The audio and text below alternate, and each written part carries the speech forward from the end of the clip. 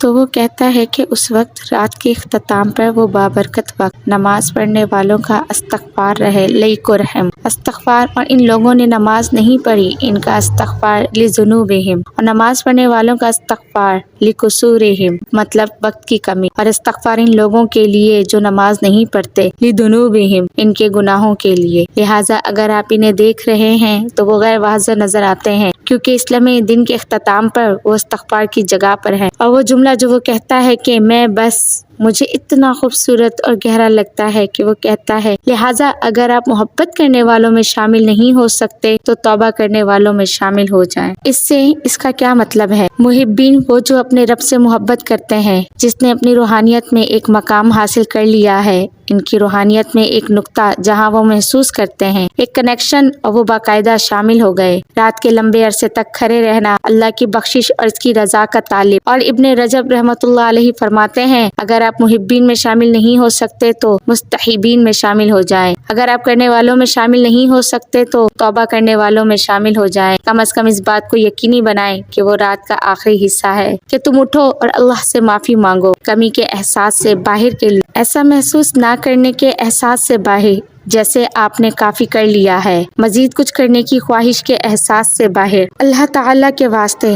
یہ اس طرح ایک خوبصورت تشبیہ ہے۔ رمضان المبارک کا آخری لمحہ بھی جیسا کہ رمضان ہمارے پاس سے گزرنے والا ہے، وہاں وہ لوگ ہونے والے ہیں جو پیچھے مڑ کر دیکھ سکیں گے۔ اس رمضان میں یہ کہو اس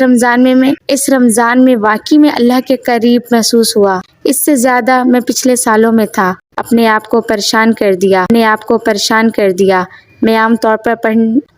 طور پر پڑھنے سے زیادہ قرآن پڑھتی ہوں، میں رات کو اس سے زیادہ نماز ادا کرنے کے قابل تھی جتنا کہ میں نے عام طور پر کیا، میں اپنے پیچھے کچھ ڈالنے کے قابل تھی، میں اپنی روحانیت میں ایک اہم قدم اٹھانے کے قابل تھی، یا ذمہ داریوں میں سے ایک کو پورا کرنا شروع کر کے اس مہینے میں یا اللہ ایک نوافل ایک بابرکت رضاکارانہ عمل میں سے ایک، میں اس مہینے میں ایک قدم بڑھانے کے قابل تھی۔ I feel like must watch لیلۃ القدر،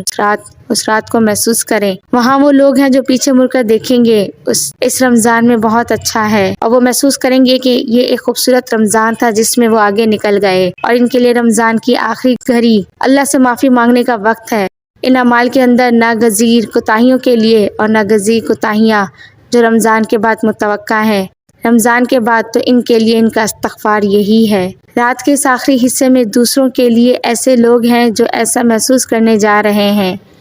اس رمضان میں اپنے لیے اہداف مقرر کریں اور ان مقاصد کو پورا نہیں کرتے۔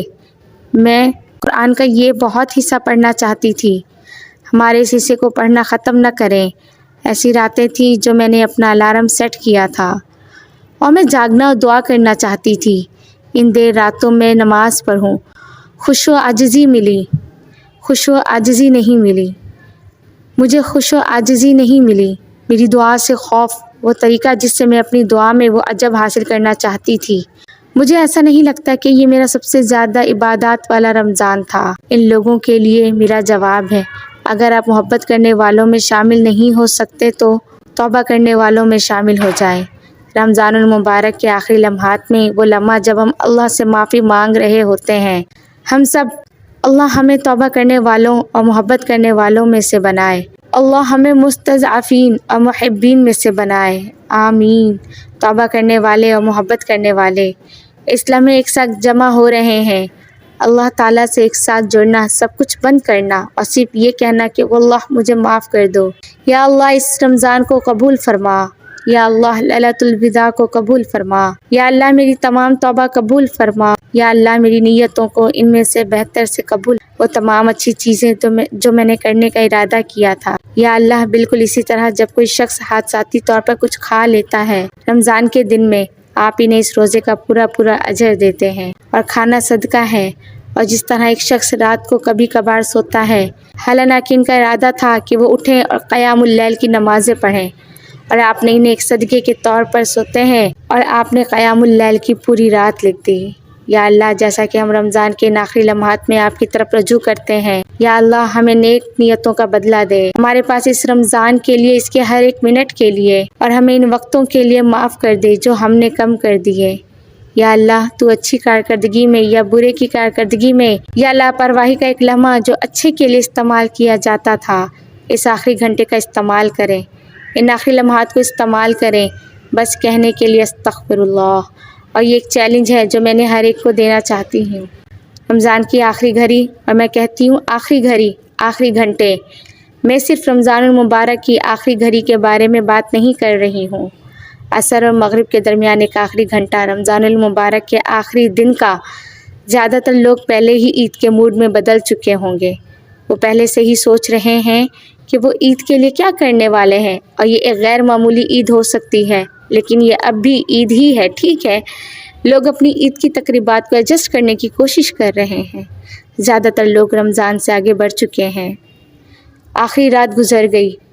اگر آپ اپنے آپ کو صرف اس آخری گھنٹے کے لیے وقف کر سکتے ہیں کہ آپ وہاں بیٹھنے جا رہے ہیں